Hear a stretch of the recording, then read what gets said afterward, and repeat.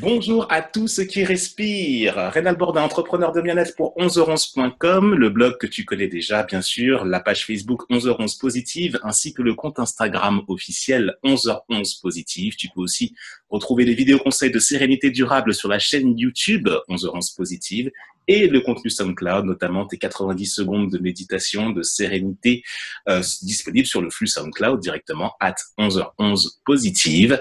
Et aujourd'hui, donc, nous avons une personne que j'ai rencontrée lorsque une question sur les rêves m'a été posée directement et je me suis mis, comme beaucoup d'entre nous, à pianoter un petit peu sur Google, sur YouTube, à faire des renseignements parce que je n'avais pas implicitement la réponse en moi. Moi, je suis compétent sur plein de trucs, mais l'interprétation des rêves, je suis un petit peu encore en demande par rapport à cela.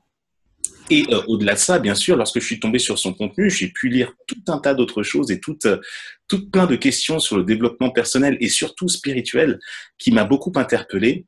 Euh, Là, ici et maintenant, derrière tes moyens sociaux dont tu disposes, je t'invite à accueillir avec moi Milly, qui est présente et qui va venir passer un petit moment avec nous dans le 11h11 Positif Podcast. Bonjour Milly. Bonjour Reynald, bonjour tout le monde. Ah ben, je te remercie de nous rejoindre en fait. Et pour être très transparent avec l'audience, en fait, c'est notre deuxième session, c'est la deuxième fois qu'on fait cette interview puisqu'on a rencontré quelques petits soucis techniques la première fois. Et donc, merci de ta disponibilité pour m'accueillir à ce nouvel entretien. Et là, tout de suite, la question que j'ai envie de te poser, Milly, concrètement, quel est ton parcours? Qui es-tu? Alors, je suis coach, enseignante spirituelle et énergéticienne. Donc, je soigne énergétiquement les personnes. Je coach donc sur tous les sujets de la vie.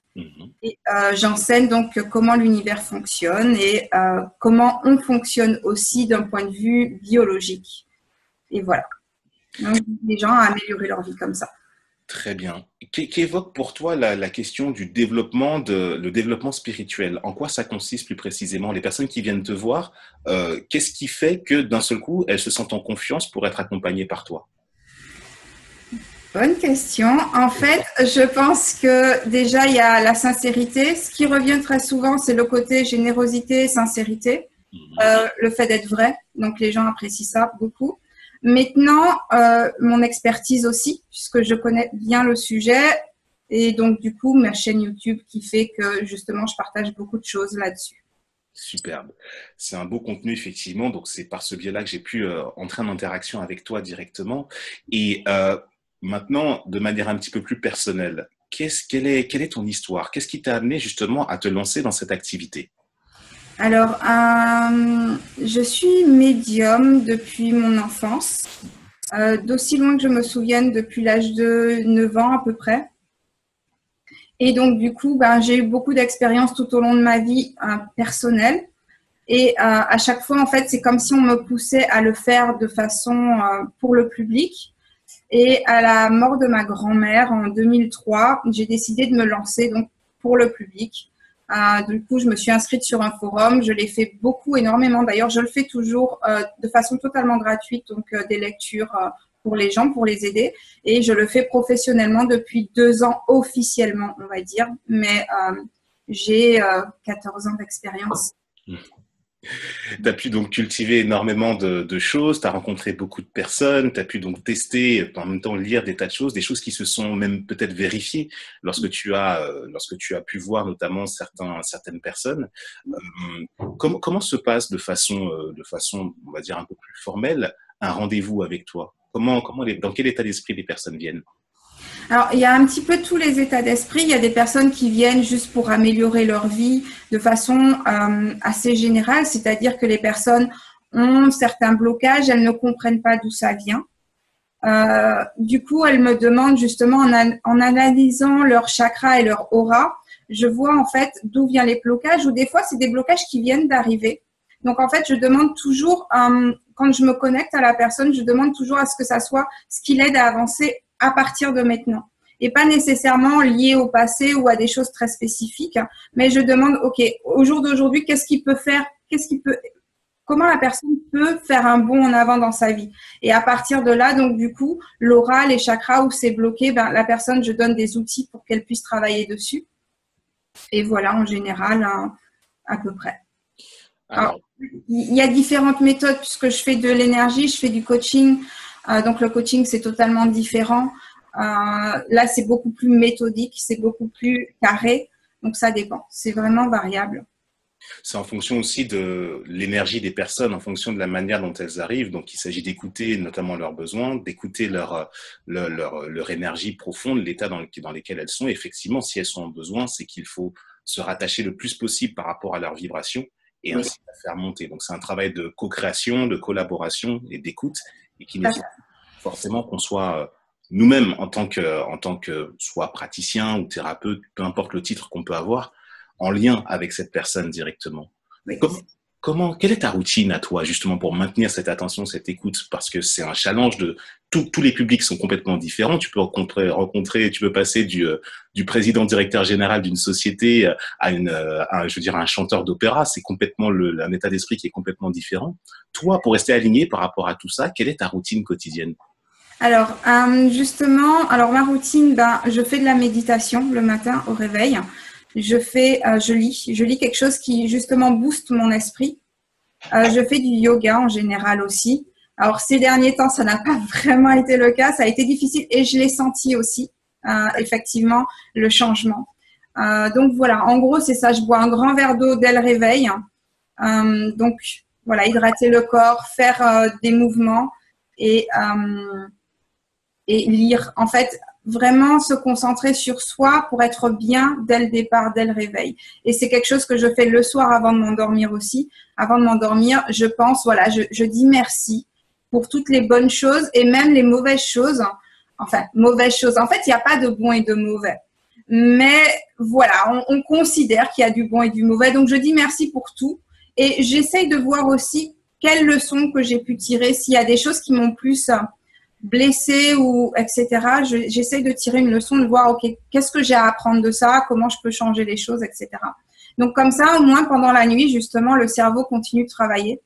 Et du coup, déjà, on se réveille dans un meilleur état d'esprit. Et en plus de ça, des fois, on se réveille avec des solutions parce que justement, le fait d'y penser la nuit avant de se coucher, le cerveau va travailler en notre faveur. Et justement, les rêves servent aussi à ça. Et justement, voilà. Donc, comme ça, on peut s'apporter des réponses concrètes pour avancer.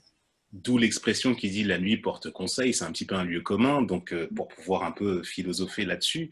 Et le simple fait que toi-même tu te retrouves dans cet état-là et que tu cultives ça depuis nombre et nombre d'années, fait que maintenant tu te retrouves à un certain niveau d'avancement et qui te permet justement d'avoir une vision large sur les choses. Et pour faire la transition par rapport à ce que tu viens de dire, par rapport aux rêves justement, puisque c'est un petit peu le thème que je voulais aborder avec toi,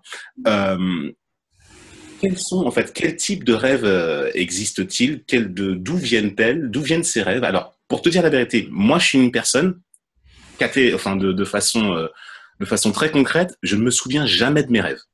Moi, personnellement. Mais dans mon activité, tu vois, en tant qu'accompagnant ou entrepreneur de bien-être, il se peut que je rencontre des personnes qui rêvent énormément, beaucoup. Alors, j'ai cru comprendre en lisant ton contenu qu'il y avait des rêves qui étaient on avait accès plus ou moins à certaines formes de mémoire et d'autres types de rêves qui étaient plus des projections. Est-ce que tu peux nous en dire un petit peu plus là-dessus? Alors, il y a 5 types de rêves. En tout cas, moi, j'en ai répertorié 5. Donc, il y en a qui rentrent dans 2 catégories différentes. Donc, les rêves qui sont littéraux et les rêves qui sont symboliques. D'accord. Donc, 2 types de rêves symboliques. Donc, en fait, par exemple, quand on a travaillé toute la journée, on a des questions, on se pose des questions. Alors, des fois, on revisite notre journée pendant la nuit. D'autres fois, on aura des réponses à travers nos rêves, donc c'est du symbolique.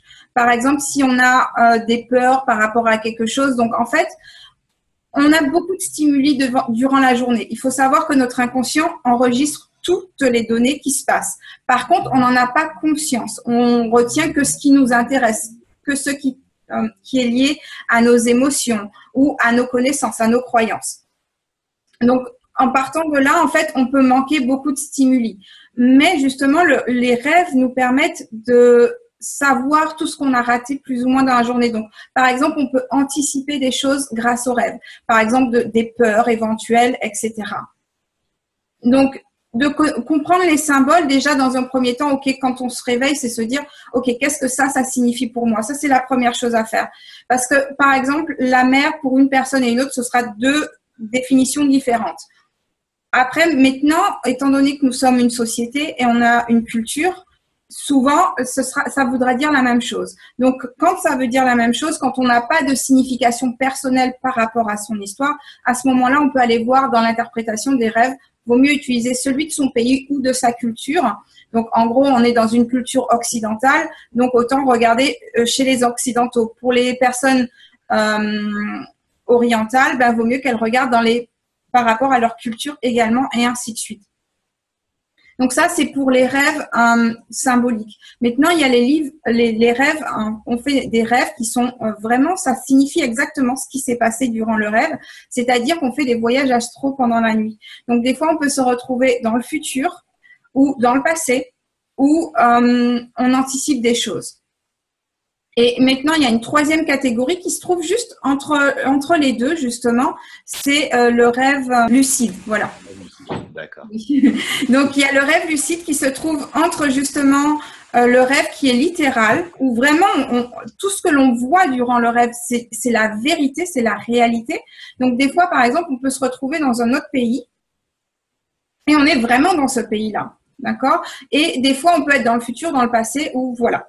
Donc ça, c'est pour les rêves qui sont vraiment, on ne doit pas donner d'interprétation. Et maintenant, au milieu, entre les deux, il y a le rêve. Alors, est-ce que tu as suivi? C'est quoi le nom? Le nom, alors le rêve lucide. Voilà, c'est ça. Donc, il y a le rêve lucide au milieu. Et en fait, le rêve lucide, il dure très peu de temps.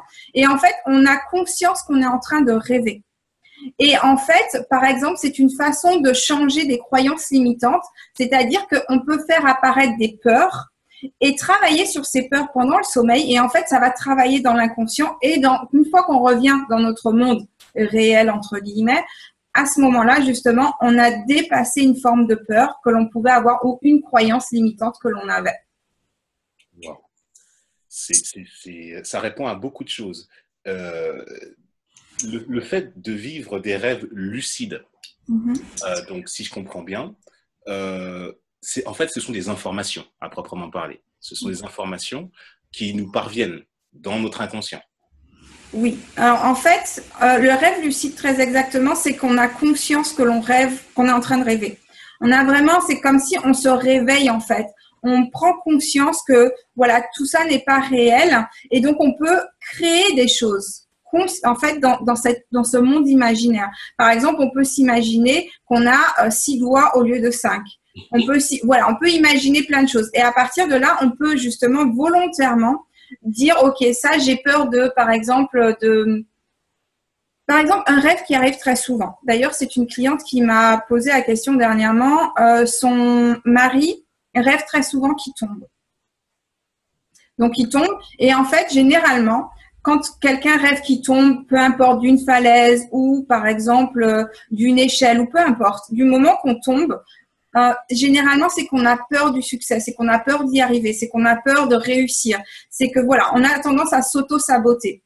Donc en fait, par exemple, dans le rêve lucide, c'est vraiment se forcer, avoir conscience qu'on est en train de rêver, créer une échelle et se forcer à être et rester sur l'échelle et à atteindre le bout du tunnel, par exemple, ou peu importe ce qu'il y a à l'autre bout. Et voilà. Et donc, du coup, en faisant ça, en fait, on rééduque l'inconscient afin que, justement, on puisse dépasser la peur de se surpasser soi-même, par exemple. Ce que tu dis est une valeur exceptionnelle parce que tu réponds concrètement notamment à un cas qui m'est proposé et donc que j'essaie de répondre en fait par mes propres outils.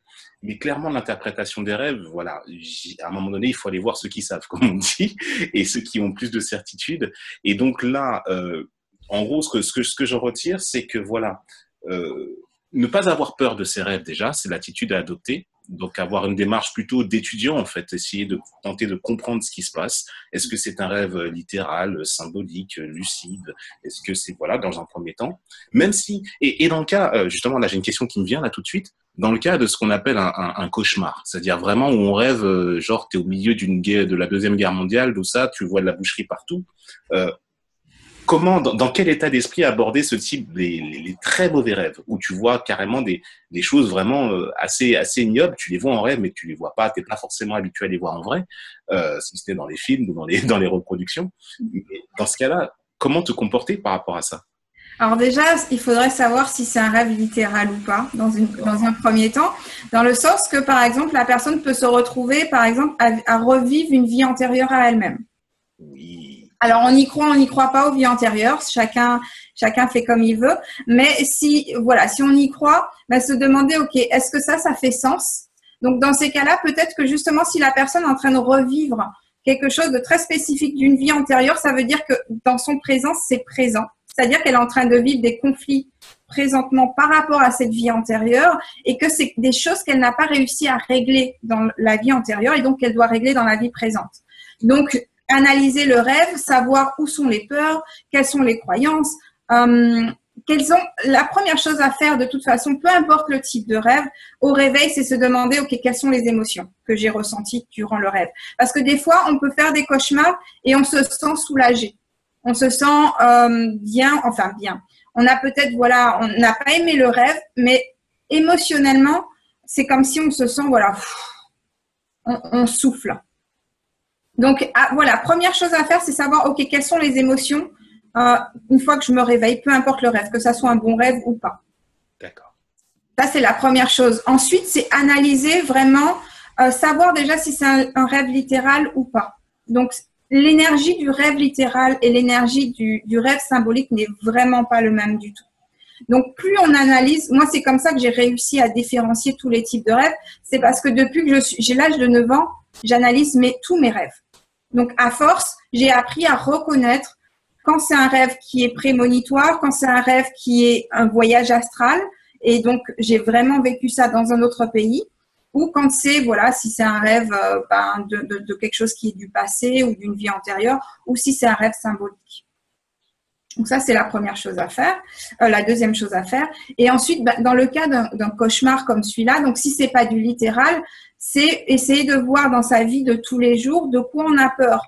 Donc, essayer de voir quels sont les éléments dont on a peur dans ce rêve et à quoi ça pourrait se lier dans la vie présente. Alors, c'est pas forcément des choses d'horreur, mais par exemple, imaginons qu'on peut avoir la peur qu'un membre de sa famille meure. On peut avoir la peur qu'il se passe, par exemple, si on regarde trop de choses catastrophiques à la télévision, on a peur que le monde devienne, qu'il y ait une guerre, par exemple. Et en fait, le fait d'avoir cette peur-là en permanence peut créer éventuellement, justement, un cauchemar où on voit que tout est en guerre. Donc, c'est essayer de vraiment replacer les choses avec sa vie personnelle et savoir où on en est dans sa tête par rapport au rêve en question. Super. Merci pour cette explication. Là, j'y vois, enfin, à mon niveau perso, j'y vois beaucoup plus clair. Et une dernière question que je te poserai par rapport à ça, là, je vais revenir un petit peu vers moi, j'en profiter puisque j'étais de l'autre côté.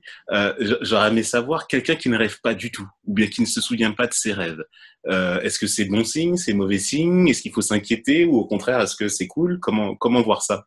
Alors, c'est une question que mes abonnés me posent souvent. Je suis censée faire une vidéo là-dessus que j'ai toujours pas fait. Donc, ça tombe bien. Alors, en fait, il faut savoir qu'il y a plusieurs phases de sommeil. D'accord?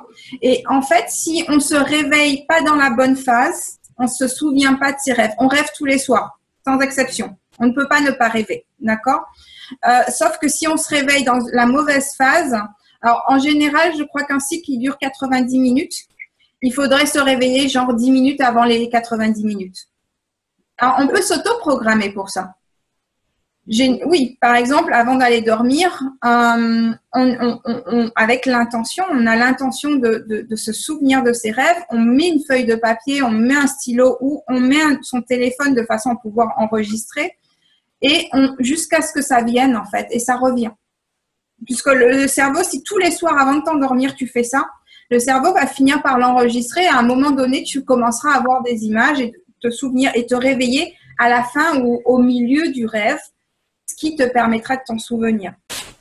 Par contre, il faut faire vraiment le geste de t'en souvenir. Parce que si tu ne le fais pas, ton cerveau va dire « Ok, finalement, ça ne l'intéresse pas tant que ça, on laisse tomber. » Mais c'est d'une valeur inestimable ce que tu es en train de me dire. Donc, ça veut dire que ce que j'ai à faire d'un point de vue comportemental, donc avant d'aller me coucher, de prendre une feuille de papier, de prendre un stylo, de me mettre dans l'intention de me rappeler de mon rêve, et ce qui va envoyer, on va dire, d'un point de vue neuronal, un message à mon cerveau qui va se relier à mon inconscient et m'apporter des informations justement qui me sont destinées. C'est bien ça? Tout à fait, tout à fait. On peut faire tellement de choses avec les rêves, tellement de choses. Par exemple, on peut se programmer. Moi, par exemple, quand j'ai des rendez-vous pour des soins énergétiques, je demande toujours la photo de la personne au moins 3 jours à l'avance. Pourquoi? Ben parce que je demande à rêver de l'histoire de la personne si je peux avoir des informations par rapport à elle. Et alors, c'est pas systématique. J'en ai pas, je rêve pas systématiquement de la vie de toutes les personnes, mais en me programmant comme ça, et parce que je fais des ateliers régulièrement, et j'ai plein de personnes dans mon atelier actuellement. Donc, je fais un atelier sur le développement de ses capacités extrasensorielles, et j'ai plusieurs de mes élèves qui font ça également. Elles demandent à rêver par exemple, je pose une photo de quelqu'un, et elle demande à rêver de l'histoire de la personne, et on a des informations comme ça. Parce qu'en fait, quand on dort, notre ego, il dort. Donc, on a plus facilement accès à notre conscience supérieure. Et comme on a accès à notre conscience supérieure, il n'y a pas de jugement. Comme il n'y a pas de jugement, ben on a l'information. Waouh, excuse-moi, je me remets parce que là, c'est très puissant ce que tu es en train de dire. Enfin, moi, ça me parle, ça me touche directement, puisque, en fait, ne sachant pas expliquer si c'était une bonne chose, une mauvaise chose, de ne pas se souvenir de ses rêves directement, c'est parce que, voilà, simplement, je ne suis pas dans l'intention de demander quoi que ce soit. En gros, est-ce que ça veut dire que je me cantonne plus ou moins dans mes certitudes et que, quelque part, d'un point de vue, même si à mon niveau perso, 7 ans que je suis dans une démarche d'élévation spirituelle. Ça veut dire tout simplement que je me ferme un petit peu quelque part de cette partie inconsciente de moi qui me permettrait d'aller un petit peu plus loin encore. Tout à fait, c'est ça, oui. C'est important de travailler avec ses rêves, et il suffit de demander à notre inconscient. Alors, je te dis pas que tu vas y arriver du premier coup, hein. Il faut être persévérant comme pour tout. En général, c'est la persévérance. Il y a des fois où on bloque beaucoup plus sur certaines choses que d'autres. Et ça, c'est pour tout le monde. Tout le monde bloque sur certaines choses. C'est normal. Il faut pas se mettre la pression. Il faut pas se dire non, pourquoi moi j'y arrive pas? Je suis pas douée. Non, non. Il y a des gens, voilà, moi je bloque sur certaines choses. D'autres personnes bloquent sur d'autres choses. On est tous comme ça. Maintenant, voilà, il faut que tu persistes. Donc, ça pourra arriver peut-être dès la première nuit, ou peut-être qu'il te faudra 1 mois ou 2 mois ou 3 mois. Mais c'est sûr qu'en disant, en demandant à ton inconscient, OK, je veux vraiment ça, mais il faut que tu sois aligné corps, âme et esprit. Bien sûr. Donc, émotionnellement, il faut que tu ressentes que tu en aies vraiment envie, que tu en aies besoin. Il faut que, voilà, il y ait le besoin. Parce que généralement, quand on a un besoin, on a tendance à créer les choses plus rapidement. Donc, vraiment, voilà, le corps doit ressentir ce besoin-là. Tu dois implanter donc dans ton esprit le besoin de faire des rêves, de t'en souvenir plutôt, parce que tu en fais de toute façon. Il faut savoir qu'on fait tous des voyages astro tous les soirs. Tout le monde sans exception. Donc, à partir de là, on a tous des souvenirs. Maintenant, ça passe pas forcément dans notre conscience terrestre. Donc, en fait, il faut que tu demandes, voilà, à ton esprit de se souvenir de ces rêves-là. Et puis voilà. Tout simplement.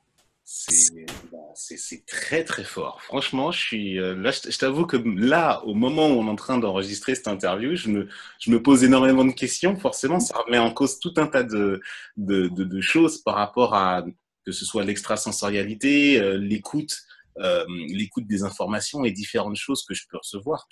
Donc là, pour le coup, et le fait, je t'avoue que voilà, cette question-là, ne serait-ce que pour mon cas personnel, je me disais, mais comment ça se fait que je m'en souviens jamais?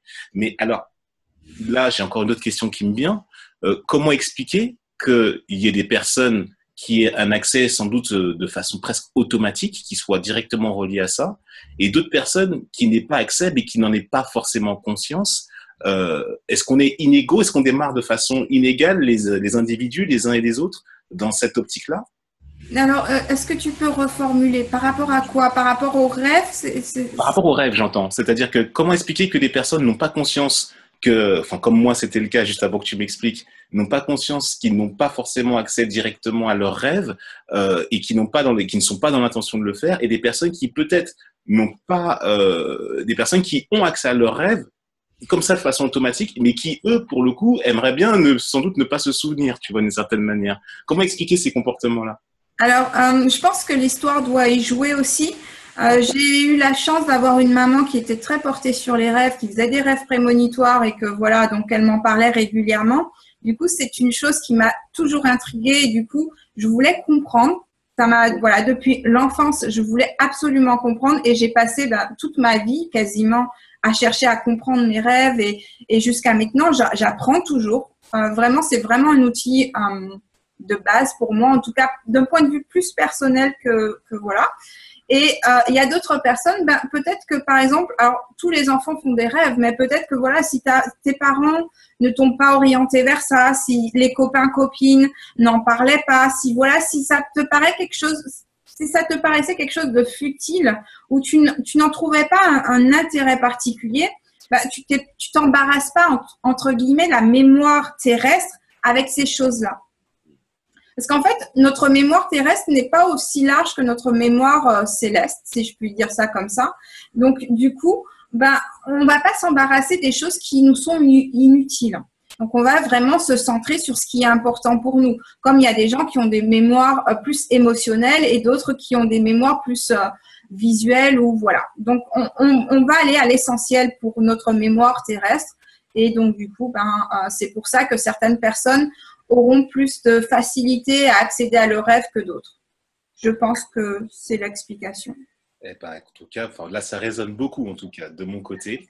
Et je te remercie vraiment du fond du cœur pour cette explication, du coup, en exclusivité, que tu vois, que tu nous donnes. Et parce que là, tu as l'intention d'expliquer ça dans une vidéo prochainement, donc dans ton contenu. Je suivrai justement ta vidéo avec beaucoup d'intérêt.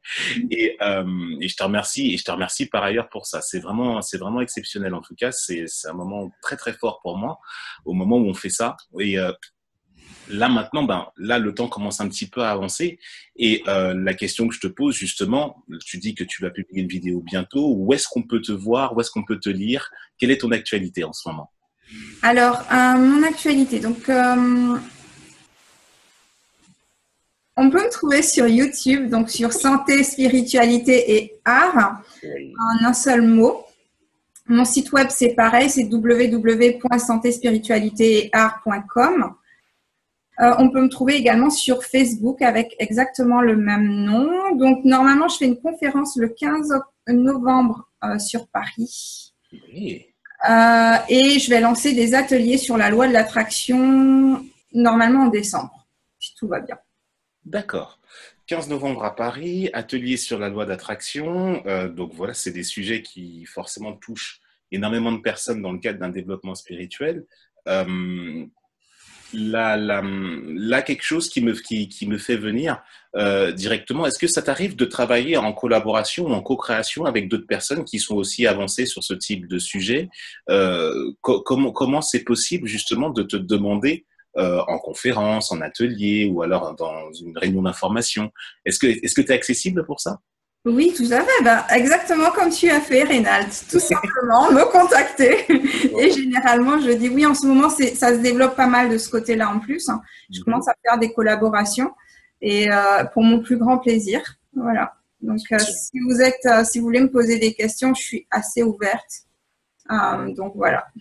N'hésitez pas à passer à l'action. Milly, je le confirme, Milly est d'une ouverture exceptionnelle et elle a beaucoup de valeur à apporter. Et sincèrement, encore merci du fond du cœur pour tout ce que tu as amené et toutes les explications que tu as amenées au cours de cette interview. Et ceux qui sont passés par le 11h11 Positif Podcast pourront en témoigner.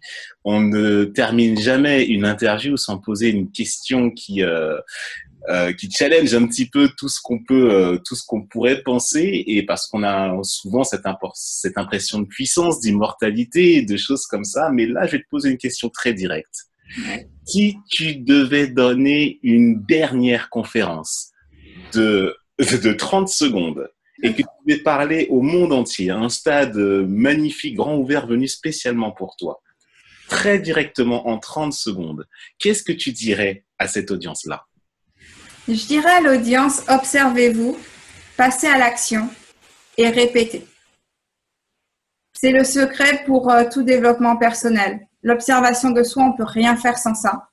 Parce que vous êtes la seule personne 24 heures sur 24 avec vous-même. Donc, vous êtes la seule personne qui pouvait vous connaître d'un bout à l'autre. Ensuite, passer à l'action parce que si on n'agit pas, si on ne fait rien, il ne se passe rien. Et si vous voulez que l'univers vous accompagne et vous aide dans votre démarche et justement que la loi de l'attraction fonctionne encore plus, il faut passer à l'action. Il faut faire des pas, même si c'est des tout petits pas, mais passer à l'action, ça fait boule de neige. Et répéter parce que si on ne répète pas, notre cerveau, il a enregistré plein de bêtises. Il répète ces bêtises-là avec grand plaisir. Mais si on veut changer, il faut répéter les nouvelles choses de façon à ce que ça devienne une habitude et donc automatique. Voilà. Observer, passer à l'action et répéter. Merci du fond du cœur, Milly, pour ce moment et pour cet échange fabuleux qu'on a eu. Le 11h11 Positif Podcast, c'est terminé pour aujourd'hui. Mais bien sûr, tu connais, je t'ai déjà rappelé le nombre de moyens, des réseaux sociaux sur lesquels tu pourras aussi retrouver cette interview et tout plein d'autres interviews positives et inspirantes sur le flux SoundCloud, sur la page Facebook 11h11 Positive, Instagram, YouTube et bien entendu le blog 11h11.com. À très bientôt pour une prochaine interview. Encore merci Milly et encore de beaux instants à vivre pour toi. Merci à tous. Merci Rénal de m'avoir accueilli. Avec plaisir. À très bientôt.